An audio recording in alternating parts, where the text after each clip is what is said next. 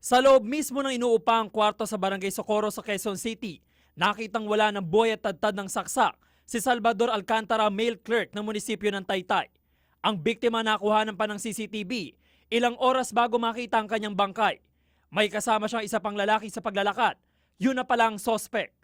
Kinilala ang sospek na si Joven Evasco, 19 anyos na water delivery boy. Ang sospek positibong kinilala ng kanyang mga katrabaho na siyang nahuli kam. Nakita doon yung murder weapon, yung parang 8 to 9 inches na kitchen knife. And then of course doon sa scene of the crime, nakita tayo doon na yung galon ng tubig. Kasi siyempre, pag ganyang krimen, ang nakaka-access lang dyan yung kakilala nung namatay.